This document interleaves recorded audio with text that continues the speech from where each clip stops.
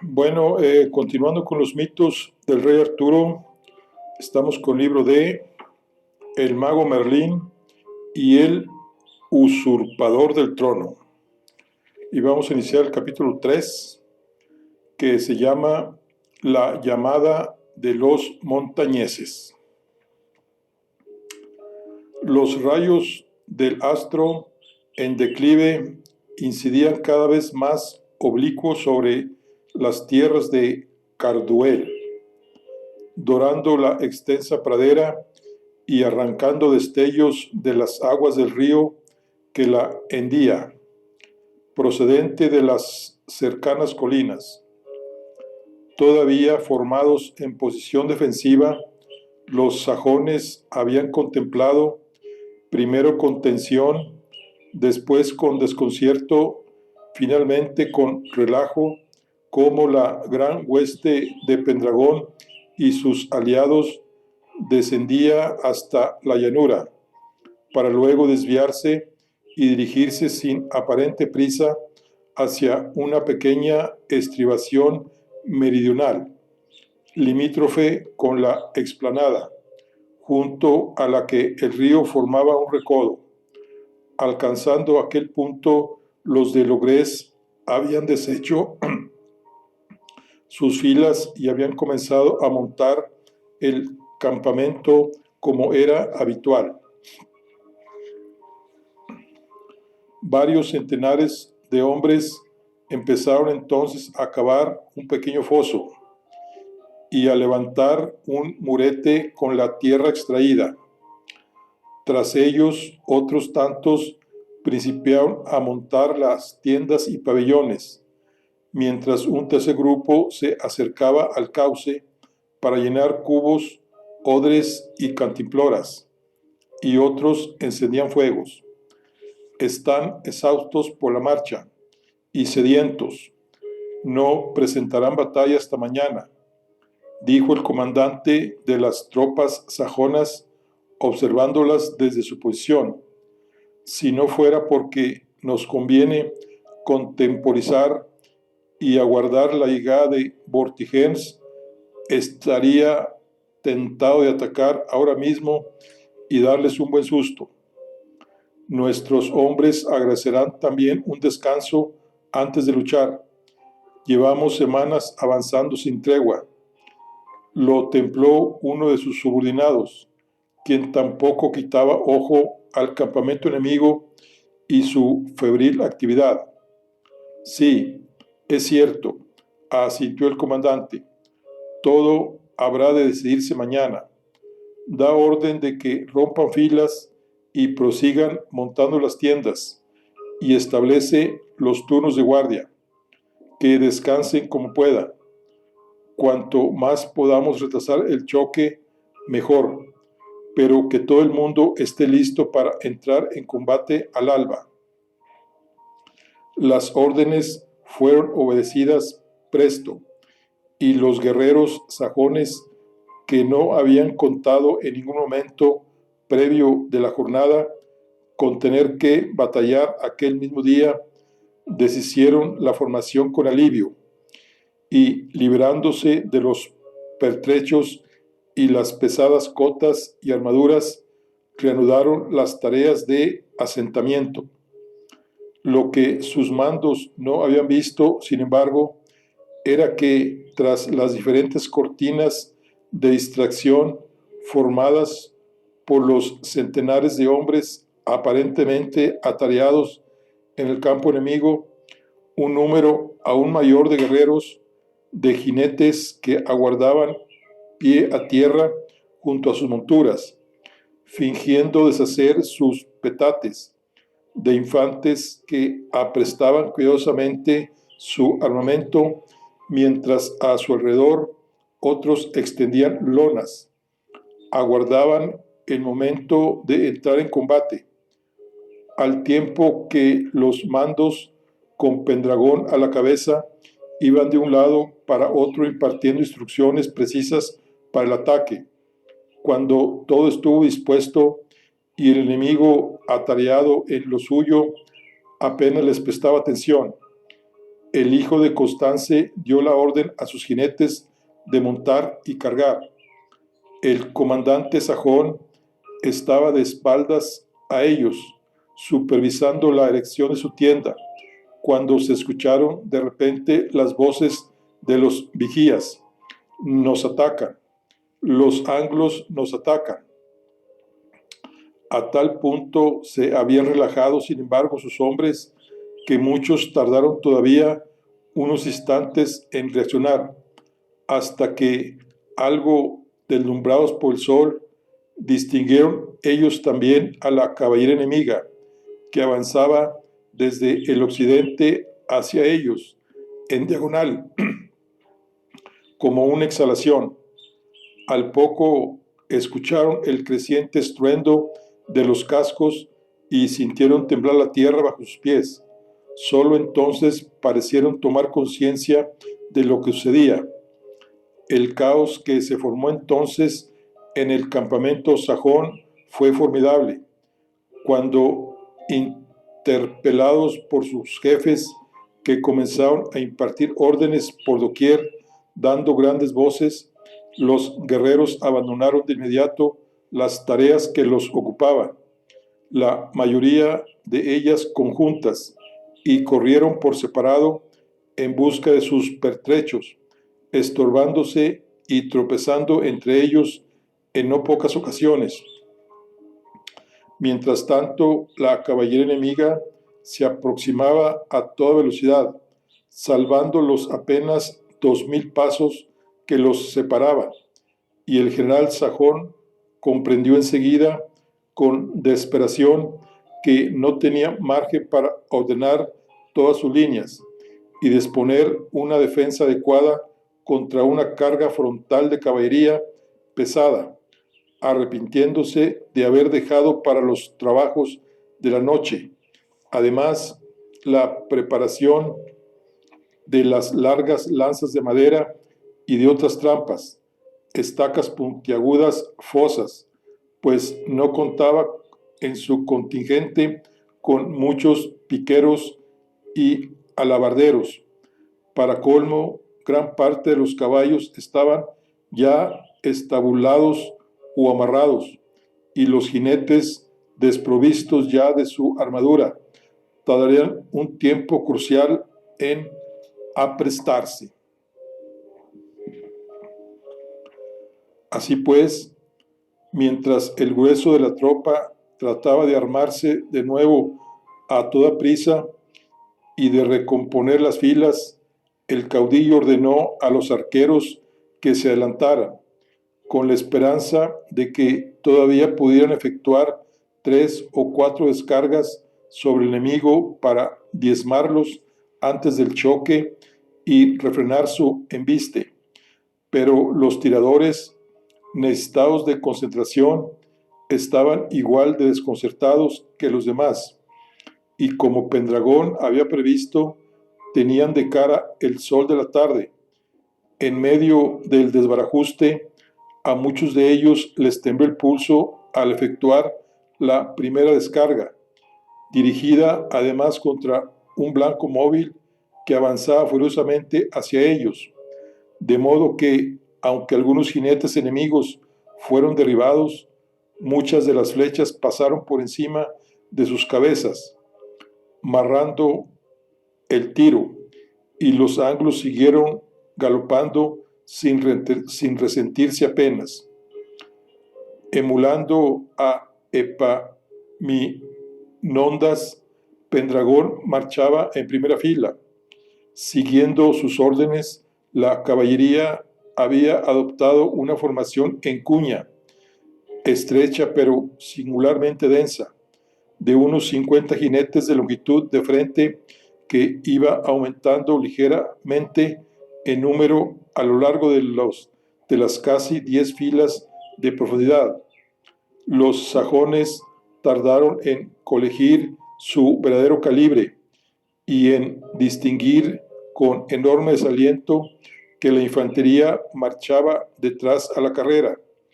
El comandante sajón asumió que la intención del enemigo era concentrar su fuerza para desbaratar su centro y romper sus filas en la primera carga, y comenzó a impartir órdenes para concentrar él también en ese punto a sus tropas de élite y a tantos hombres como pudiera con los lanceros en primera línea. Entre tanto, la precipitada salida de la caballería sajona resultó un estrepitoso fracaso, pues solo una parte de ella estaba preparada, y su desordenada aparición en el campo confundió aún más a sus propios arqueros cuando se disponían a realizar la segunda y última descarga, que pudieron efectuar antes del choque. Con todo, esta fue algo más efectiva, y Pendragón apretó los dientes cuando vio caer a su lado al noble Sir Cedric, herido en un hombro, antes de arremeter contra los dispersos jinetes sajones. Estos, algunos de ellos sin armadura, poco pudieron hacer para aprovechar la pendiente favorable, dada la vertiginosa velocidad que ya habían tomado sus rivales, y fueron arrollados sin miramientos. Los pocos que lograron salir ilesos se retiraron de nuevo hasta su posición, y creando aún más caos entre sus propias filas, cuando regresaron a ellas sobre sus monturas despavoridas. Pero la estrategia de Pendragón era todavía más refinada. Justo antes de que su poderosa cuña de jinetes chocara con el centro enemigo, donde éste seguía apiñando sus tropas, las filas traseras de la formación comenzaron a desplegarse en abanico hacia un lado y otro lado, y avanzar más deprisa, formando de súbito un frente de ataque mucho más amplio y amenazando al mismo tiempo los flancos de los defensores, donde sus líneas estaban más desordenadas y faltas de preparación para el choque. El resultado fue que los anglos rompieron contra los sajones como si fueran una gigantesca ola que se abatiera contra un castillo de arena. Solo el centro de la formación defensiva logró presentar resistencia. Si bien se vio pronto acosada por los laterales, también pues los flancos, donde muchos hombres combatían sin cota de malla y ni siquiera escudo, cedieron pronto al empuje de la caballería pesada, que pasó por encima de ellos como una avalancha de hierro, completando el sorprendente movimiento envolvente que Pendragón y Sir Cadric habían ideado, y que terminó de desorientar por completo al enemigo.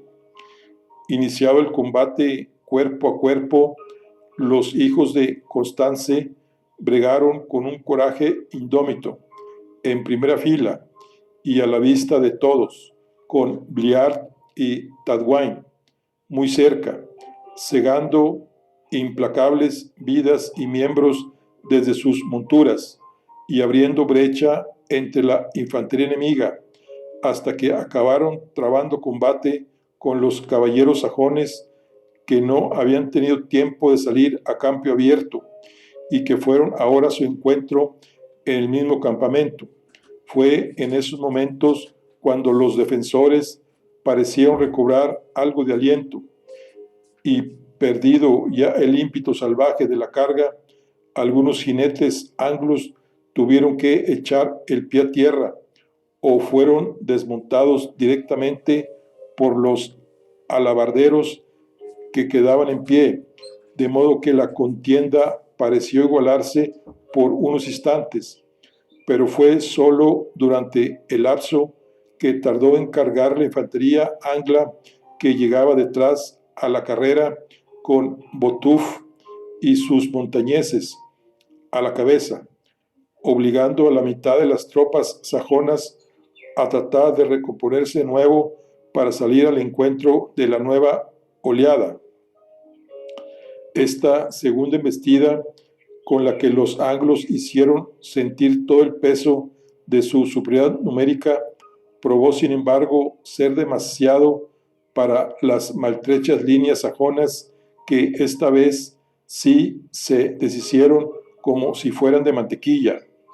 Viéndolo todo perdido y queriendo salvar al menos una parte de su caballería para la siguiente batalla, el comandante de los sajones trató de jalar a sus infantes para que resistieran hasta la muerte, de modo que cubrieran la retirada de sus jinetes hacia Carduel, villa que debía obediencia a Vortigers, regente de Logres.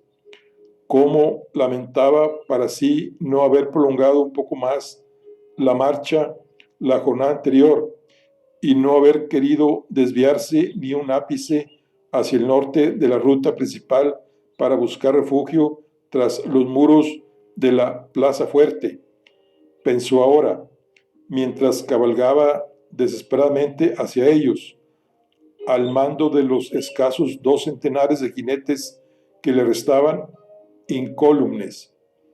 Al principio, Pendragón tuvo que refrenar a los suyos, y en especial a Uther, para que no partieran en pos de los huidos hasta afianzar la victoria en el campamento enemigo. Pero los sajones, que seguían combatiendo heroicamente, dejaron de hacerlo cuando descubrieron que a sus espaldas sus mandos los habían abandonado. Al ver a su caballería, o lo que quedaba de ella, galopar en retirada hacia Carduel, ellos también cedieron y comenzaron a huir en desbandada, cuando no arrojaron directamente las armas, rindiéndose y suplicando clemencia, pues los rumores sobre la benevolencia del pretendiente había llegado también hasta el oriente. Su desaliento fue absoluto, sin embargo, cuando aquellos que habían alzado los brazos fueron pasados a cuchillo inmisericordiamente. Demasiado tarde comprendían que la calculada magnanimidad de Pendragón iba dirigido tan solo a los habitantes de la isla, britones y anglos, cuyo apoyo el hijo de Constance quería recabar, y que ellos, los odiados invasores, solo podían esperar la muerte. Su comandante y aquellos caballeros que habían huido con él no tuvieron mucha más suerte al alcanzar la ciudad. Abrid, abrid, en nombre de Vortigers, vuestro señor, clamó el general sobre su montura encabritada, desgañitándose al pie de las murallas y apuntando con su espada hacia el adarve desierto al que nadie se asomaba. Abrid de una vez o seréis todos pasados a cuchillo. Pero sus amenazas carecían de fuerza y sus gritos eran en vano. Finalmente, cuando el sol ya se ponía, una descarga de flechas disparadas desde las almenas y las aspilleras sembró la muerte entre los jinetes sajones, enviando un mensaje inequívoco: la ciudad había escogido su bando. Rodeado por los gritos de los heridos, el comandante escupió sobre el suelo de aquella tierra ingrata y, dando la espalda a los muros de Carduel, empuñó nuevamente su espada y se dispuso a morir con honor, pues los anglos volvían a cabalgar hacia ellos, con Uther a la cabeza. Al pie de las murallas, mientras la noche comenzaba a extender su negro manto, los sajones fueron masacrados hasta el último hombre.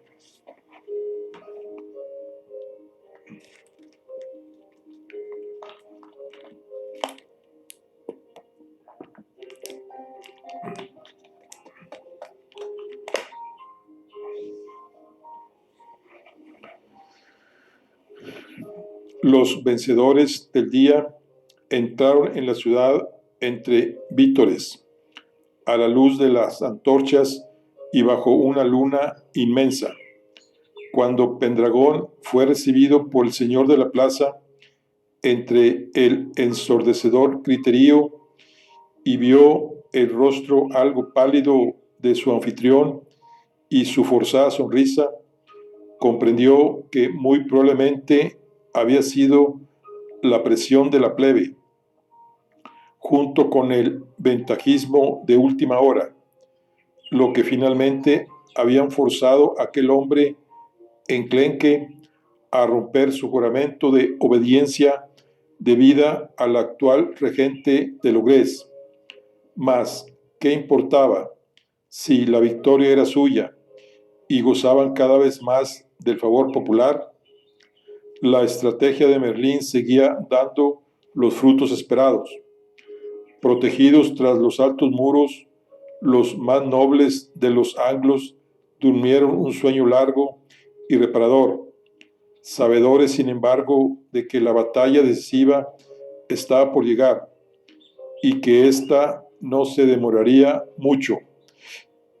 Con el nuevo día, tras los laudes, cuando, como era costumbre, se abrieron las puertas de la ciudad, Pendragón y los suyos descubrieron con asombro que fuera el nuevo campamento de su hueste había crecido considerablemente durante la noche, pues muchos vasallos y campesinos de la comarca y de otras limítrofes no habían querido esperar siquiera al día para unirse a aquellos que habían derrotado a los sajones. Las noticias de su victoria volaban de nuevo hacia los 4 puntos cardinales. Os dije que había muchos otros como nosotros, le dijo Godmund al pretendiente, sonriendo, mientras ambos contemplaban la explanada desde lo alto de las almenas. La afluencia de hombres, incluidos algunos señores de Logrés, que hasta ese momento habían permanecido dubitativos, calibrando las posibilidades reales de los invasores, no se detuvo en toda la mañana y prosiguió a lo largo del día. Con cada nueva mesnada que arriba se acerca también nuestra victoria, dijo Uther, contemplando con satisfacción también cómo engrosaban sus filas, y ya no por goteo, como en semanas anteriores, sino a ojos vistas. Cierto es que reducimos nuestra desventaja numérica frente a Vortigern, pero desconfía de la lealtad de algunos de los más principales de los que ves llegar ahí, le respondió Sir Cedric, quien lucía un hombro vendado y el brazo entablillado por el flechazo que recibió durante la carga. Su posición hoy sería muy otra de haber sido distinto el signo de la batalla ayer. Lo cierto es que se había hecho por fin evidente que Pendragón contaba con ciertas posibilidades de disputar a Vortigern el poder de Logrés, y con él el ascendente sobre toda la isla, y cuanto actores podían desempeñar un papel relevante en la contienda y en el futuro que ésta habría de decidir, sabían que los neutrales no serían vistos con buenos ojos por cualquiera que fuera el vencedor. Así pues, si bien muchos acudían ahora a Carduel, el calor del entusiasmo despertado por el verdugo del sajón, otros sencillamente se apresuraban a escoger bando antes de que fuera demasiado tarde. Pero no fue ningún esfuerzo, ni mesnada, ni contingente de infantería o de caballería lo que más elevó el ánimo de los anglos e insufló renovada confianza en sus pechos aquella jornada, sino la aparición hacia el mediodía de un solitario jinete de llamativos ojos grises y luenga barba que cabalgaba sobre un caballo albo. El mago había regresado.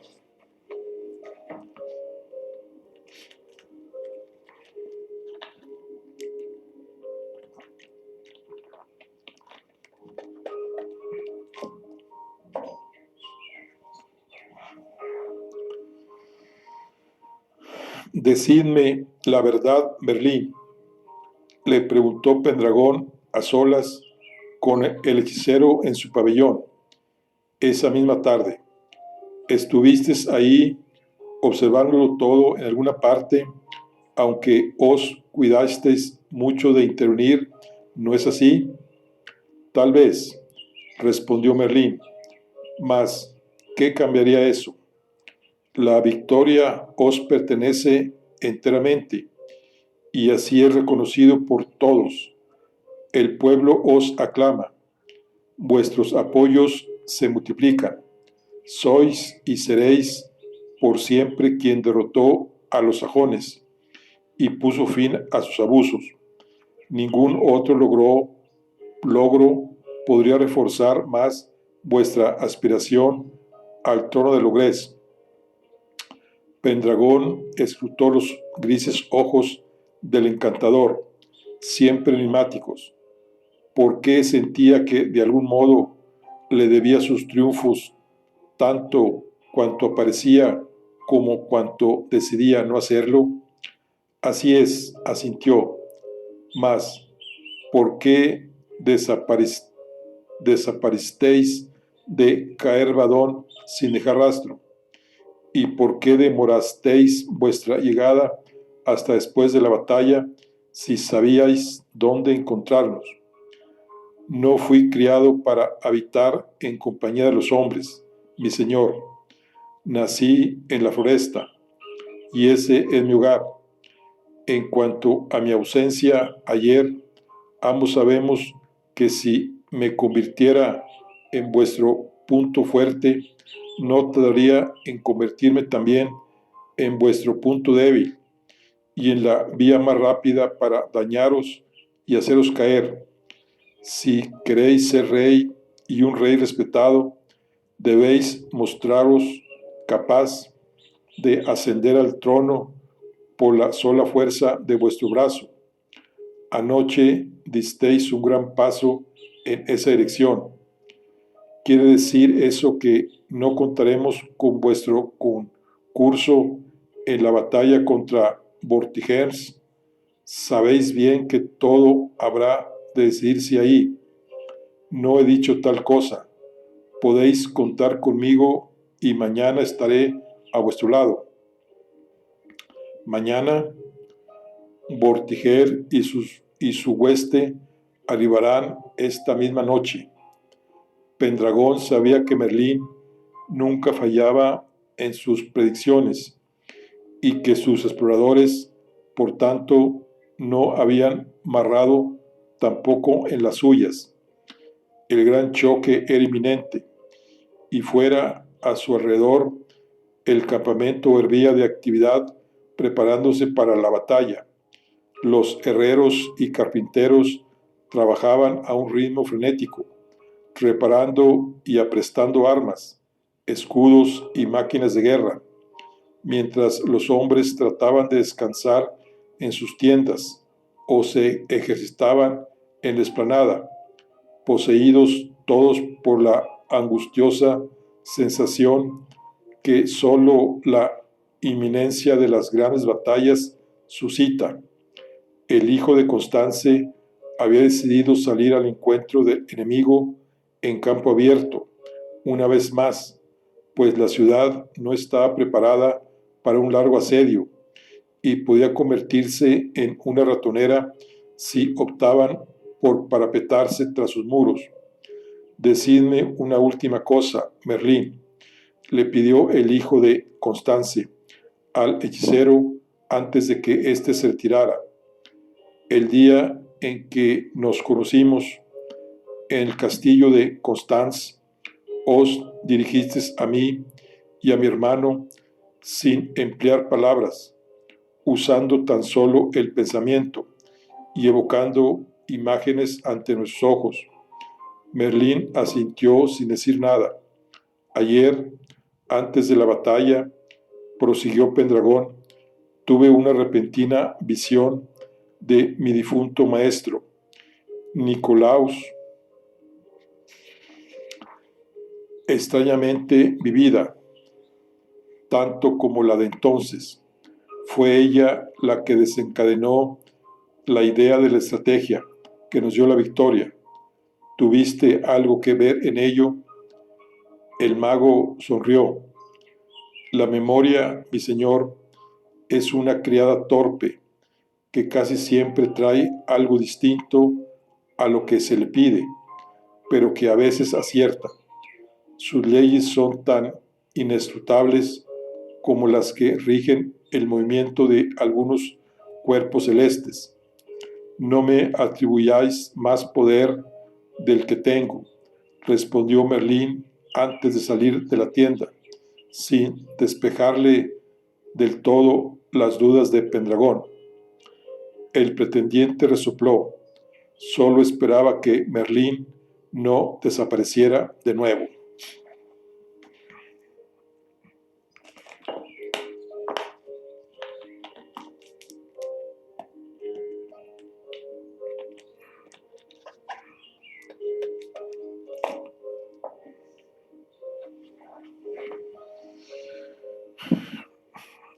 Con la puesta del sol, arribaron al campamento los rastreadores anunciando que la llegada de Vortigern y su gran hueste era inminente.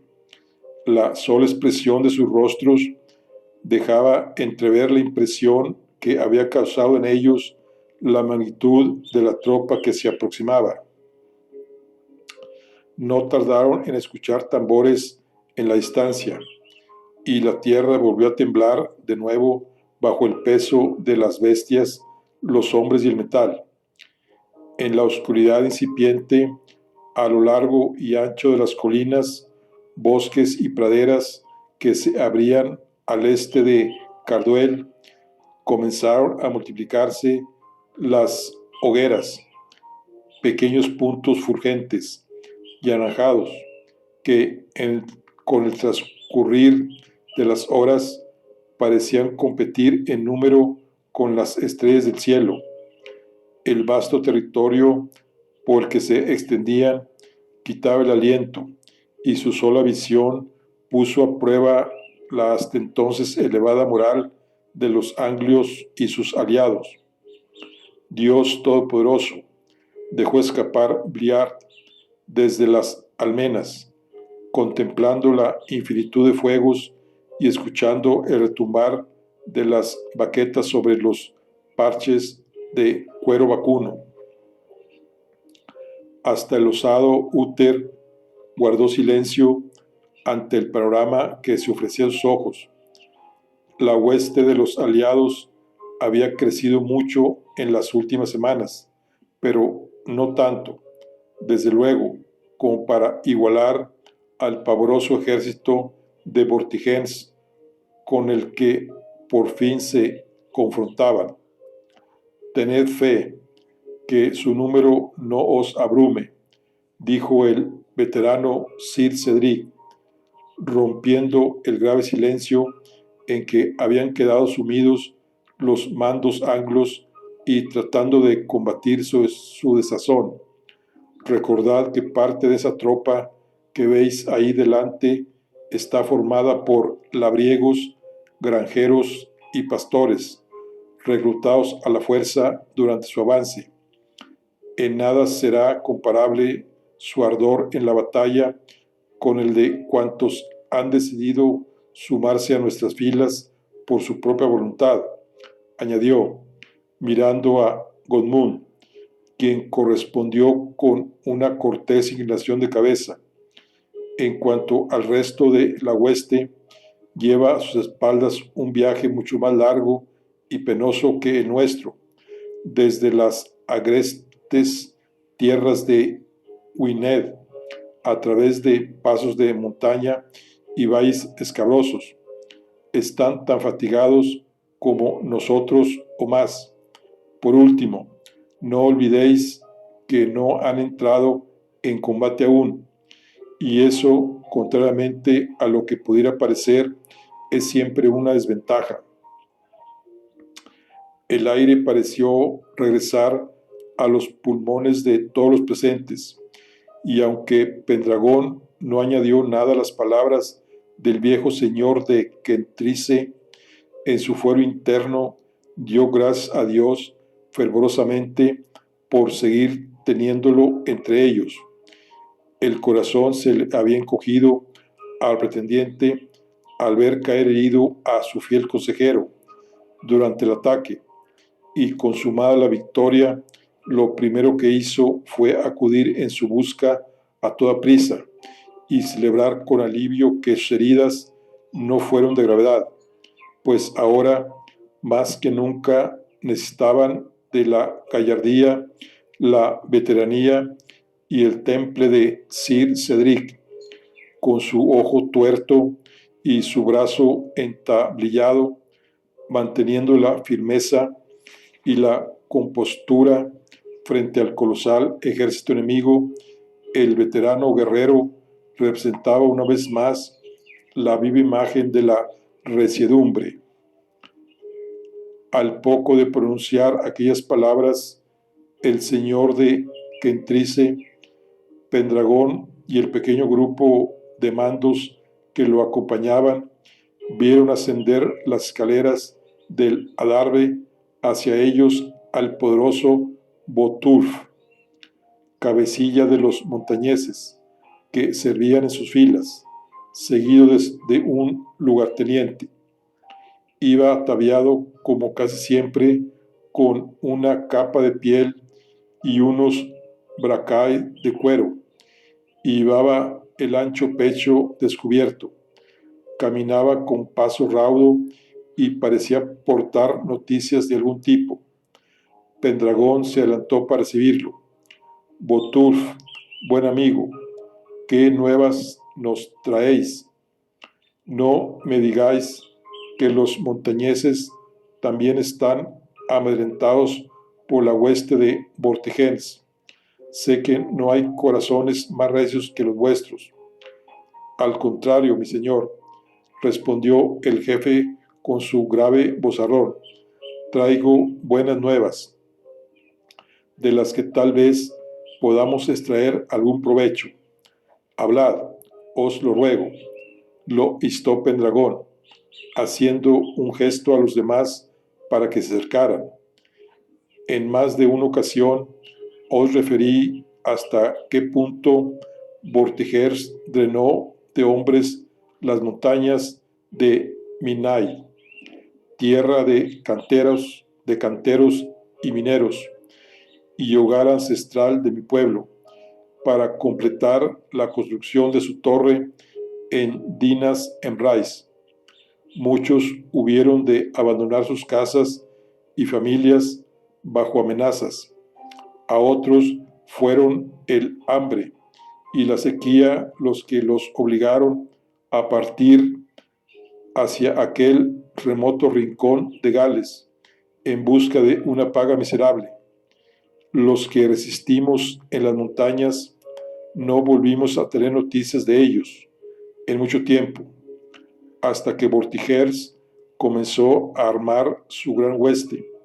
Entonces corrieron rumores de que muchos de nuestros hermanos se habían visto obligados a enrolarse en ella, desprovistos como estaban de medios para subsistir en aquella tierra inhóspita una vez concluida la obra de la fortaleza. Hoy hemos podido comprobar que es así. Varios de mis hombres han seguido a la hueste mientras llegaba, antes de que se pusiera el sol, aproximándose a ella todo lo posible sin ser vistos. Cerca de 1 millar de montañeses viajan como parte de la infantería de Vortigern. Las palabras de Botulf despertaron un murmullo de sorpresa entre los presentes. Los montañeses eran hombres excepcionalmente leales, además de aguerridos, y debían lealtad a Botulf, su jefe, y a su pueblo por encima de todo y antes que a Vortigern. ¿Saben ellos que estáis con nosotros?, le preguntó Pendragón. No lo creo, respondió Botulf. Durante casi 3 años han vivido aislados en Dinas Emrais, y es poco probable que hayan podido recabar ninguna información por su cuenta durante el disciplinado avance de la tropa. Lo averiguarán mañana en el campo de batalla, dijo Uther. Tal vez eso los haga vacilar. Mañana será demasiado tarde. Es preciso comunicarse con ellos ahora, dijo Pendragón. Enviar mensajeros a sus campamentos con las guardias ya establecidas en todo el perímetro es peligroso, previno Sir Cedric. Lo más probable es que sean apresados y torturados y que sea el enemigo quien acabe recabando más información sobre nosotros. Hay otras maneras, dijo Botulf, haciendo un gesto a su lugarteniente, quien mostró entonces un cuerno de carnero que portaba consigo, similar a una serpiente roscada.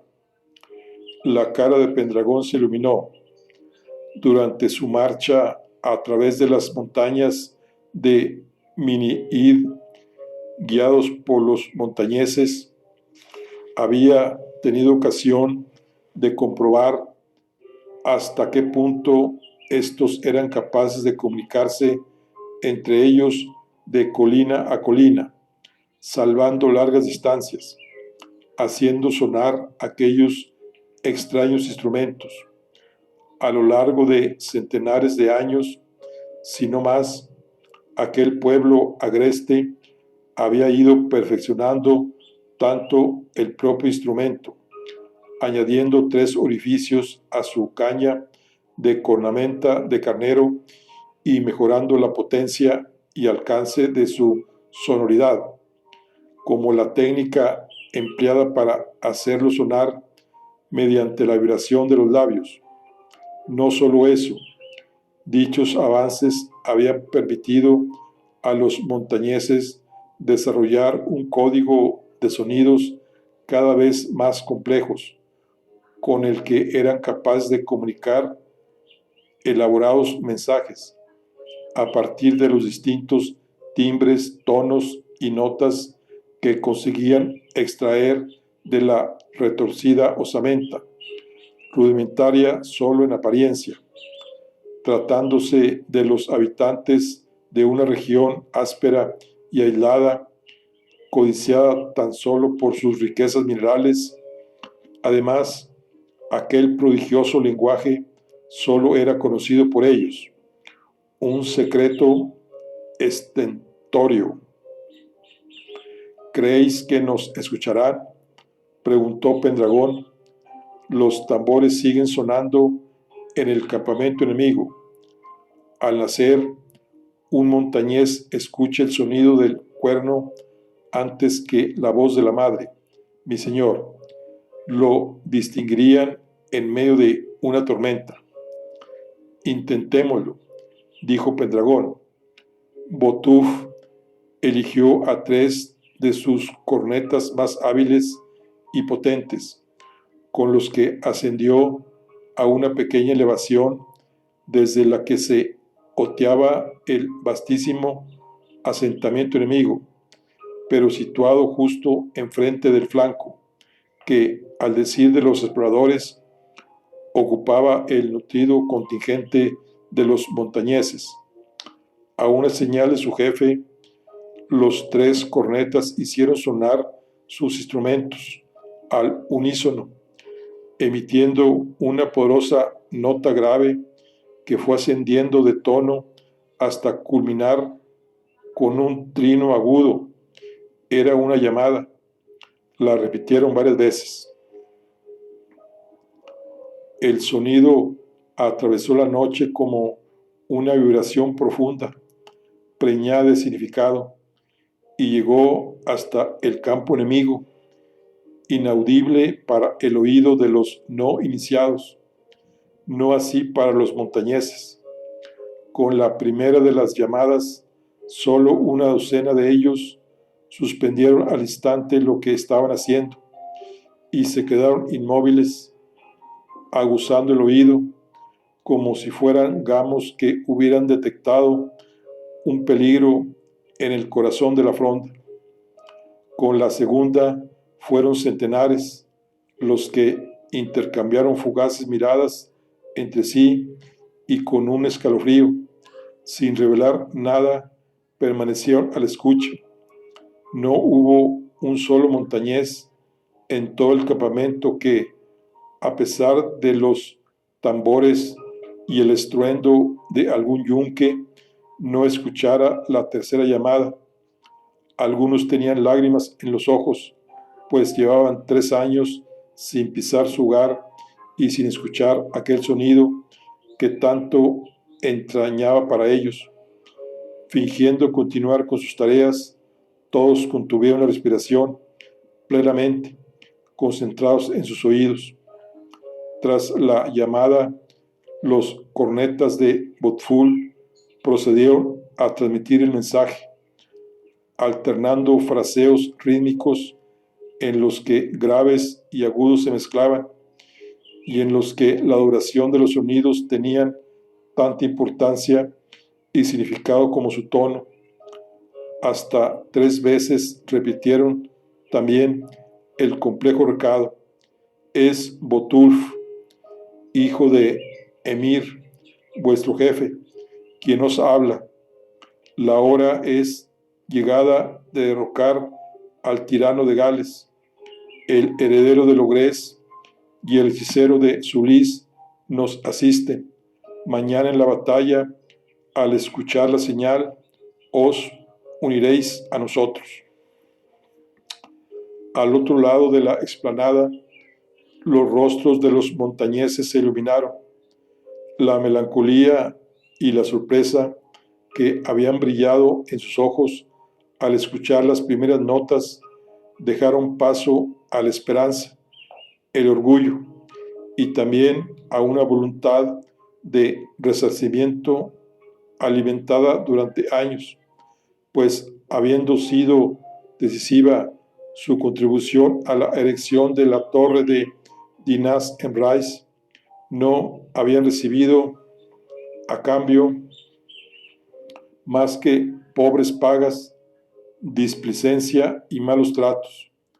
No pocos habían perdido la vida durante las obras, víctimas de caídas cuando trabajaban en las alturas bajo el sol ardiente y en pleno invierno boreal, con las manos ateridas, pero también en el patíbulo, pues durante un tiempo, cuando la torre no cesaba de caer una y otra vez y los trabajadores amenazaban con desertar, Vortigern había llegado a retenerlos a la fuerza ahí, cerrando con sus tropas todos los pasos de montaña y ejecutando a cuantos fueran sorprendidos intentando huir. La mayoría de aquellos prófugos habían sido intrépidos montañeses. La herida seguía abierta y aquellos que continuaban sirviendo a las órdenes del señor de Gales por pura necesidad de subsistencia veían ahora la posibilidad de recuperar su dignidad y de regresar junto a los suyos. Con la tercera de las repeticiones, sin embargo, también Vortigern escuchó el sonido de los cuernos procedentes del campo contrario, y aunque no supo identificar su origen, ni mucho menos su significado, ordenó a los suyos que golpearan con más fuerza sus tambores, decidido como estaba a amedrentar a los anglos y a impedir que hallaran descanso en toda la noche. A pesar del estrépito, uno de los montañeses que servía en sus filas entró en su tienda y salió portando un bulto envuelto en pieles. Lo había conservado consigo desde que las tropas galesas lo sacaran de su hogar y lo llevaran a rastras hasta Dinas Emprice, junto a centenares de los suyos. Cuando desenvolvió lo que ocultaba, muchos de los que estaban junto a él tuvieron que hacer un esfuerzo para mantener la discreción y que la emoción no los traicionara. Buscando un lugar elevado y parapetado tras los cuerpos de varios de los suyos, el montañés sacó su cuerno y emitió solo 3 notas, 2 ronquidos graves y un armónico agudo y pristino, tan puro como la nieve fundida de las montañas. No había miembro de su pueblo que no conociera el significado de aquella respuesta formularia, empleada para acusar recibo y que voló ahora hasta las inmediaciones de Carduel y los entrenados oídos de los suyos. Te he escuchado, hermano. Bueno, aquí concluimos la charla del día de hoy. Estamos con el libro de El mago Merlín y el usurpador del trono. Nos vemos en la siguiente. Hasta luego.